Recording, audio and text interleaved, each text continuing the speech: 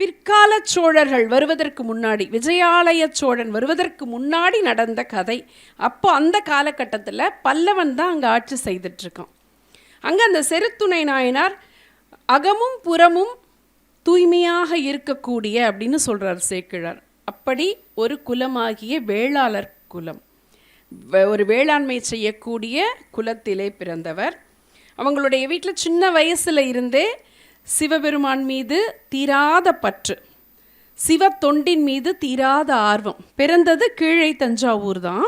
ஆனால் அந்த ஊரில் இருந்து சிவன் கோவிலில், அங்கே இருக்கக்கூடிய கோவிலில் தொண்டு செய்து பூசை செய்து சிவபெருமானுடைய திருப்பாதத்தை எப்போது மனதால் நினைத்து வழிபாடு செய்து வந்தவர் செருத்துணை நாயனார். இவருக்கு பொதுவாகவே இறைவன் மீது பக்தி செலுத்துபவர்களுக்கு நான்கிற அகங்காரம் இருக்கக்கூடாதுன்னு சொல்லுவாங்க. நான் அப்படின்னாலே முடிஞ்சிருச்சு, அங்கே பக்தி இல்லை. நாம் இன்றைக்கெல்லாம் பக்தி அப்படிங்கிற எத்தனையோ விஷயங்களில் ஆடம்பரம் பண்ணுறோம் இல்லைங்களா? நம்ம சாதாரணமாக நம்மளுடைய மனநிலை, மனித மனம், ஒரு கோவிலில் ஒரு திருவிழானா நாம் ஏதோ ஒரு நன்கொடை கொடுக்குறோன்னா அந்த நன்கொடை இறைவனுக்கு செய்யக்கூடிய பணிக்கு போய் சேரணுங்கிறத விட நான் நன்கொடை கொடுத்தது இந்த ஊருக்கே தெரியணும்னு விரும்புகிற மனம் நம்முடைய மனம், மனித மனம் அது. ஆனால் நான்கிற எண்ணம், இது என்னால் முடிஞ்சது, என்னால் செய்ய முடியும், நான் தான் இதை பண்ண முடியும், இந்த எண்ணம் இருந்ததுனாலே பக்தி போச்சு. பணிவுங்கிறது ரொம்ப முக்கியம். இவருக்கு பணிவும் இருந்ததாம், துணிவும் இருந்ததாம். என்ன துணிவு அப்படின்னா, இவர் சிவன் மேலே பக்தி செலுத்தக்கூடியவர், சிவன் அடியவர்கள் மீது அன்பு செலுத்தக்கூடியவர், சிவன் கோவிலுக்கு தொண்டு செய்யக்கூடியவர், தன்னுடைய பணியிலே முழுக்க முழுக்க இறைவன் மீது பற்று கொண்டு செய்யக்கூடியவர். இவருடைய வழக்கமான வாழ்க்கை இது.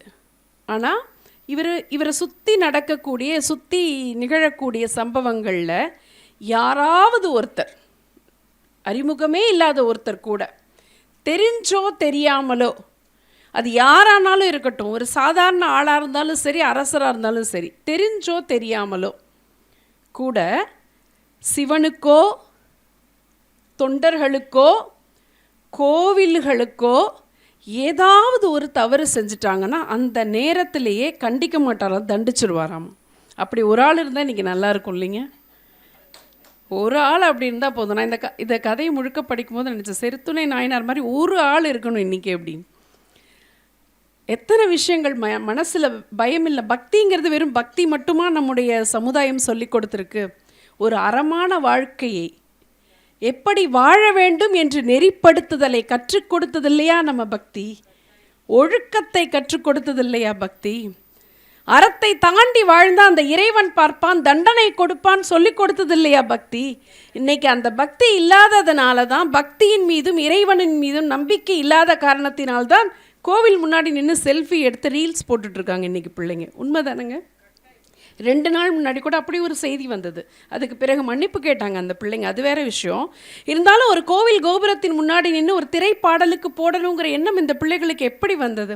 அதை நினச்சி நான் ஆதங்கப்பட்டு இருக்கும்போது இன்றைக்கி இந்த 2 இளைஞர்களும் பாடிய பாட்டு அப்படியே மனசுக்கு அவ்வளவு இதமாக இருந்தது.